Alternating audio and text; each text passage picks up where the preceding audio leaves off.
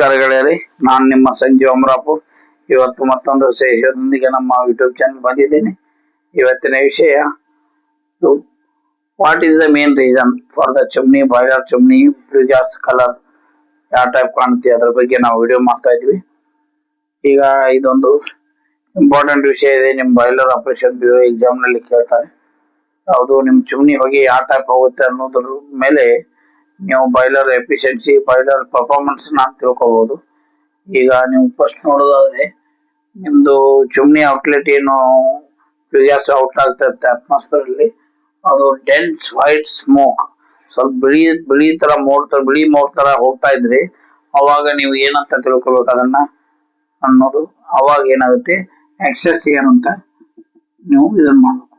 Excess air ನೀವೇನ್ ಮಾಡ್ಬೇಕು, excess air ನಿಮ್ಮ ಏರ್ ಸಪ್ಲೈ ನಿಮ್ದು FD ಮತ್ತು SFM ಏರ್ ಇದೆ ಅಲ್ಲ, ಅದು ಎಕ್ಸೆಸ್ ಆಗಿದೆ ಅಂತ ತಿಳ್ಕೋಬೇಕು.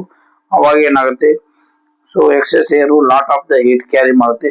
ಕ್ಯಾರಿ ಮಾಡಿದ ತಕ್ಷಣ ಅದು ನಿಮ್ಮ ಚಿಮ್ನಿ ಮೂಲಕ ಅಟ್ಮಾಸ್ಫಿಯರ್ಗೆ ಎಕ್ಸಿಟ್ ಆಗುತ್ತೆ. ಸೊ ನಿಮ್ದು ಯಾವಾಗ ವೈಟ್ ಕಲರ್ ನಿಮ್ ಗ್ಯಾಸ್ ಹೋಗ್ತಾ ಇರೋದು ನೀವೇನ ಐಡೆಂಟಿಫೈ ಮಾಡ್ಕೋಬೇಕು. ಅವಾಗ ನಮ್ದು ಏರ್ ಸಪ್ಲೈ ಎಕ್ಸೆಸ್ ಆಗಿದೆ ಅಂತ ತಿಳ್ಕೋಬೇಕು.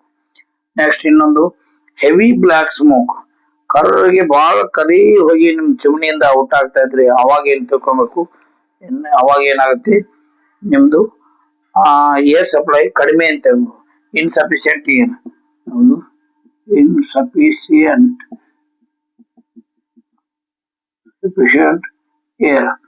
ಏರ್ ಸಪ್ಲೈ ನಿಮ್ದು ಕಡಿಮೆ ಆಗಿದೆ. ಸೊ ಏರ್ ಸಪ್ಲೈ ಕಡಿಮೆ ಆದ ತಕ್ಷಣ ಏನಾಗುತ್ತೆ, ಇನ್ಕಂಪ್ಲೀಟ್ ಕಂಬಷನ್ ಆಗುತ್ತೆ.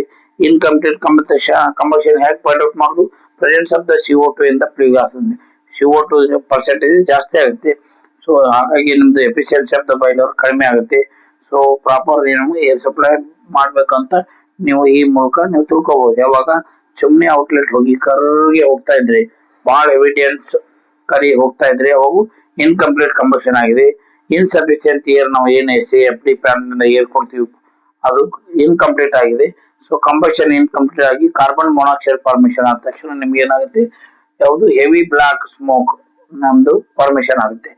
ಸೊ ನೆಕ್ಸ್ಟ್ ಥರ್ಡ್ ಪಾಯಿಂಟ್ ನೋಡೋದಾದ್ರೆ, ಲೈಟ್ ಬ್ರೌನ್ ಹೆಜೆ, ಈ ಟೈಪ್ ಸ್ಮೋಕ್ ನಿಮ್ದು ಚಿಮ್ನಿಯಿಂದ ಔಟ್ ಆದ್ರೆ ಬ್ರೌನ್ ಹೆಜೆ ಟೈಪ್ ನಿಮ್ದು ಕಲರ್ ಹೋಗ್ತಾ ಇದ್ರೆ is the best air fuel ratio. ನಿಮ್ದು efficiency of the boiler improve ಆಗಿದೆ. ಬೆಸ್ಟ್ ಏರ್ ಫ್ಯೂಯಲ್ ರೇಷಿಯೋ ಇದೆ ನಿಮ್ದು. ಇದ್ರಾಗ ಬೆಸ್ಟ್ ಏರ್ ಫ್ಯೂಯಲ್ ರೇಷಿಯೋ ಇದು ನಿಮ್ದು ಪ್ರಾಪರ್ ಇದೆ ಅಂತ.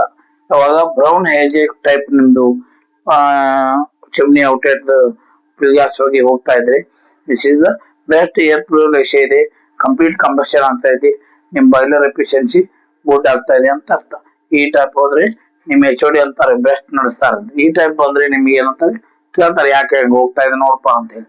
So these are the three parameters you have to find out the efficiency or what percentage of the fuel combustion is going on in your boiler.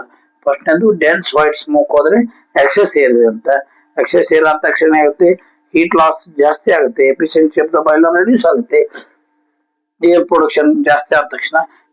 Second one, heavy black smoke ಹೋಗ್ತಾ ಇದ್ರೆ incomplete combustion ಆಗಿದೆ, carbon monoxide presence ಜಾಸ್ತಿ ಆಗಿದೆ.